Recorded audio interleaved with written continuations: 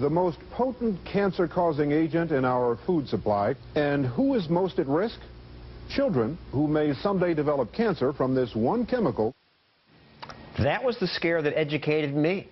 The most potent cancer-causing agent affecting children. When 60 Minutes ran the story, I believed it. Environmentalists said alar, a chemical used to keep apples fresh, killed kids. The result, schools across America banned apples. Moms poured out apple juice. Apple growers lost billions. But the scare was bunk. There was no good evidence behind it. Apples, even apples with alar, are good for you.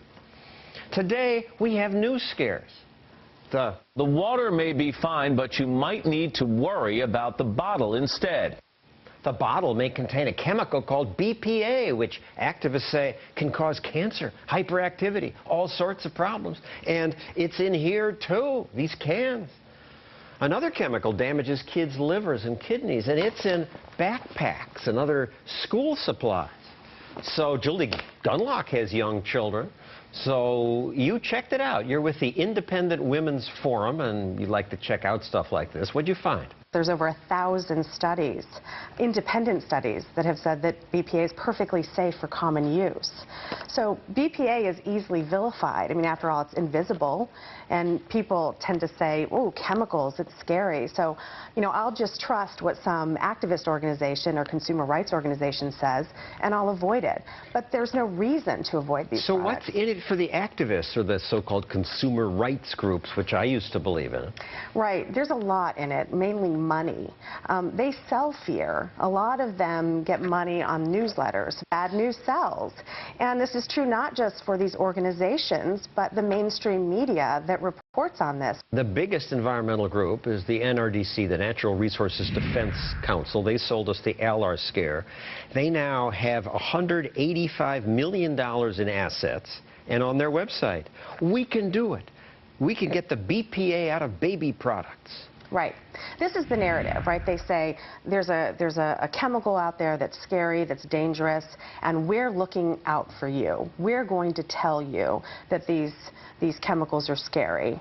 And so they issue these reports that don't even meet the basic scientific standards. And yet the government responds. They do. BPA is now banned in baby bottles. That's right. And what happens is, actually, they issue these reports, it generates a number of headlines, then the public is scared and demands that lawmakers and regulatory agents solve this problem. The FDA commissioner said we're banning it based on the preference of consumers.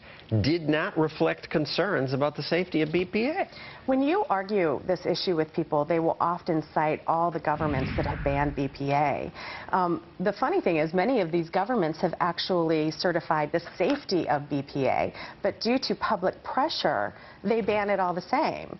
So you could say, so what? So they ban that. How are we hurt? Well, we're hurt because this is BPA free. Right. Good. We have a substitute. Well, once I had children, I noticed, my goodness, there's so many things that I should be afraid of. And I mean, not things I really should be afraid of, like loose nukes, but my garden hose and Campbell's soup and my baby's bottle. And this seemed absurd to me. And when I really looked and I dug deeper into this issue, I realized a lot of these claims are based on junk science and very badly done scientific studies. And Campbell's soup is going to phase it out, too. That's they say, we don't think it's dangerous, but we got to please, when there's a scare, we have to respond to that. And this is one of the examples of the cost to industry.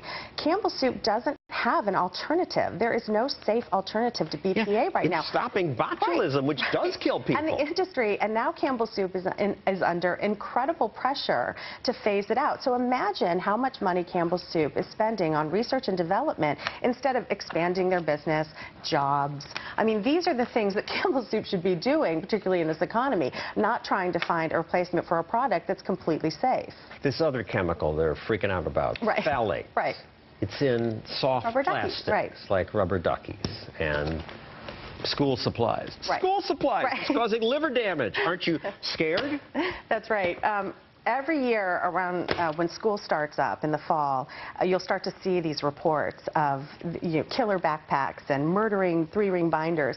The truth is, and actually the CDC has said, the only way that you get phthalates into your body at trace levels, if you consume phthalate, so you have to eat it. So if your child is eating their 3-ring binder or their backpack, that's the real concern. But until they're actually eating their backpack, you don't need to worry about phthalates. Even then, they probably would have to eat a bunch of backpacks. Thank you, Julie Gunlock of the Independent Women's Forum, a great group. Coming up, what do libertarians do with our bad news? And also, what happens when celebrities screw up? Sheen was arrested after his wife, Brooke, called 911 on Christmas Day, accusing him of threatening her and holding a knife to her throat. Can bad news actually be good for celebrities?